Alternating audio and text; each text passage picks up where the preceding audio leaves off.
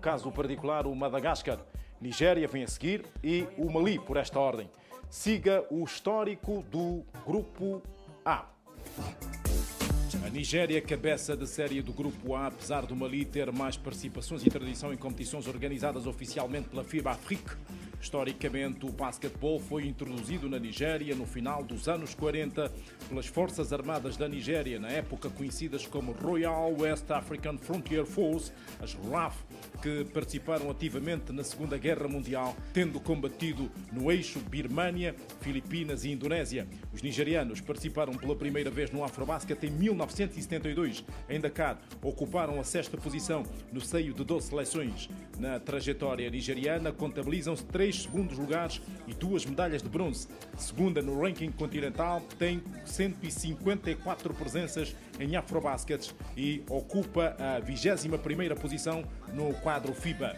A Nigéria é o país mais populoso do continente africano, representa aproximadamente 1/4 da população do oeste de África. Os últimos dados apontam para 148 milhões de habitantes. Os nigerianos são sérios candidatos ao título do Afrobasket 2011.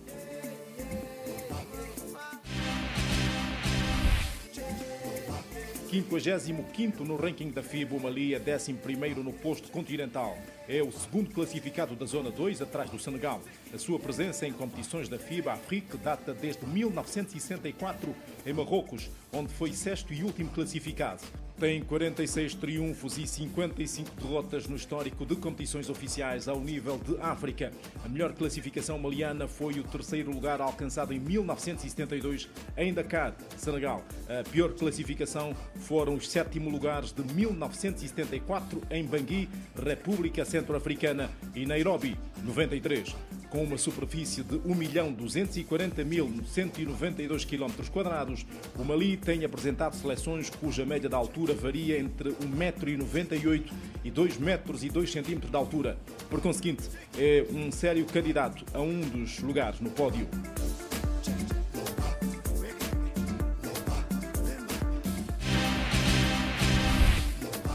É lusófono, porém, a sua trajetória não inspira grandes voos na série em que se encontra.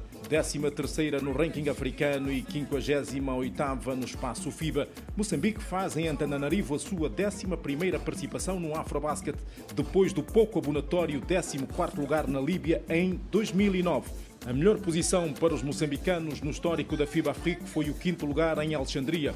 Decorria o ano de 1983. Aníbal Manaf, atual presidente do Comitê Olímpico Moçambicano, era o capitão de uma seleção que se inspirava em Chirinza e Machel. Foi também a melhor equipa de todos os tempos que os moçambicanos conheceram. Contra Angola, foram eclipsados em 1985 em Abidjan por 117-40 e 104-47 em Luanda, 99. Integrantes da Zona 6, espera-se que Moçambique dê o ar da sua graça, faça o investimento do executivo daquele país do Índico.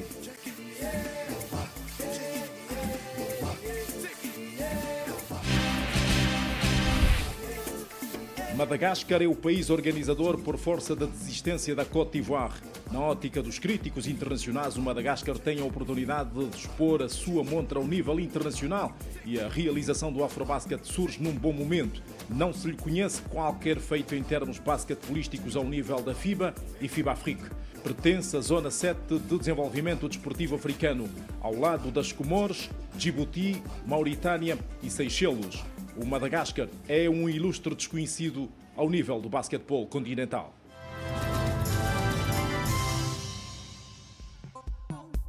Dez títulos a caminho de Londres 2012, primeira edição, fica por aqui. A todos os telespectadores, boa noite. Nós estaremos de regresso amanhã às 18 horas, pontualmente. Boa noite.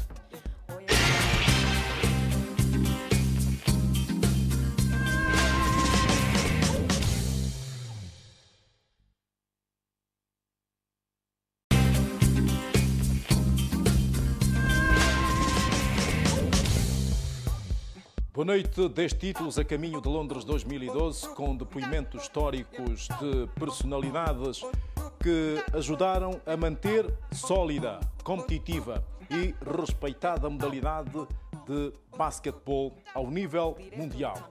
Hoje vamos saber como foi a trajetória para a conquista do segundo título africano, num terreno adverso, complicado e de uma nação que na altura detinha a hegemonia da modalidade, o Egito.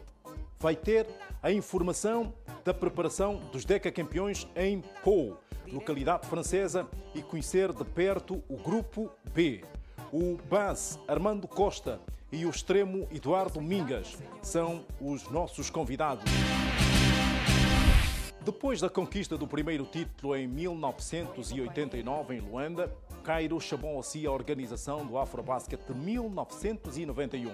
Na altura, com 5 conquistas na sua trajetória, os faraós pensaram que recuperar a taça era uma questão de tempo. E no seu reduto, a tarefa tornar-se-ia mais fácil.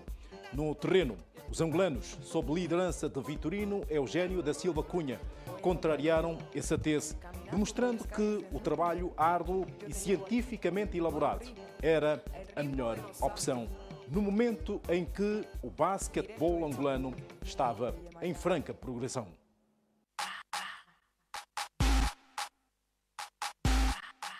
Fundada em 11 de junho de 1961 no Cairo, a AFAB, a Associação das Federações Africanas de Basquetebol, a atual FIBA Afrique, tornava-se na coletividade gestora do basquetebol continental. A saída do 6º Congresso da FIBA, que se realizava em Roma, capital da Itália.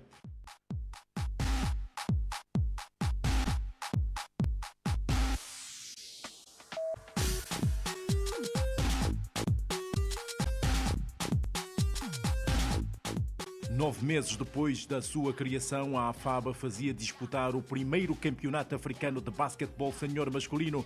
Foi de 14 a 31 de março de 1962, na capital egípcia, Cairo. Os anfitriões dominaram a competição, em que competiram 20 seleções, entre as quais a Palestina, terceira classificada. Marrocos ocupou o segundo lugar. De 1962 até meados de 1980, egípcios com 5 conquistas e senegaleses com o mesmo número dominaram os campeonatos africanos de basquetebol na categoria.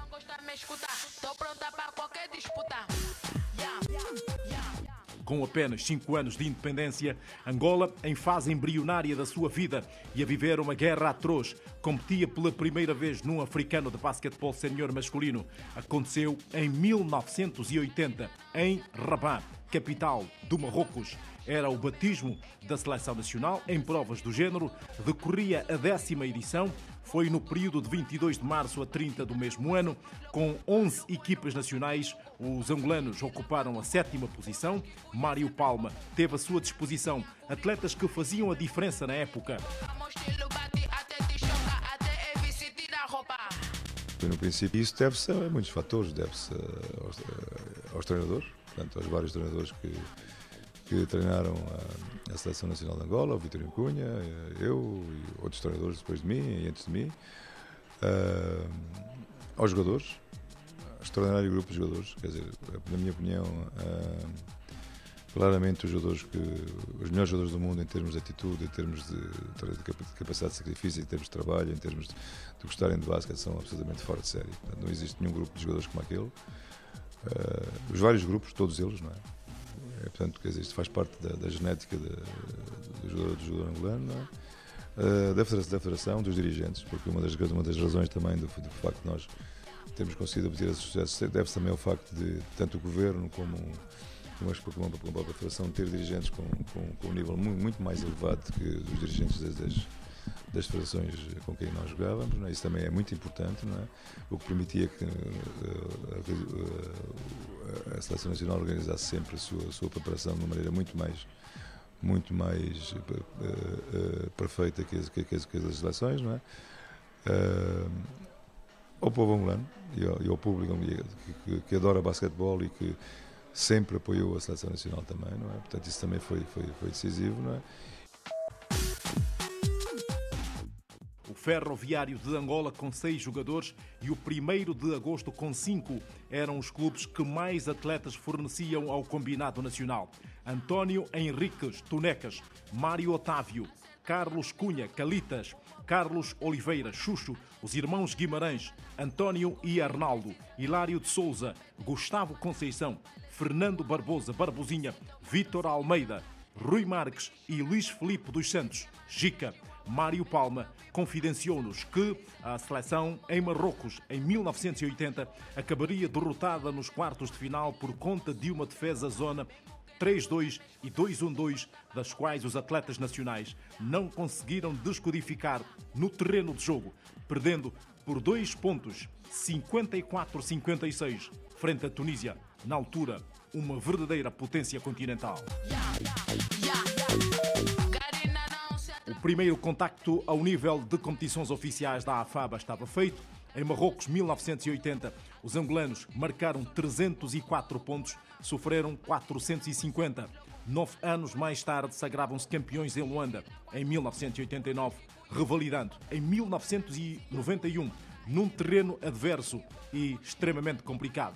Foi no Cairo, no Omnisport Stadium.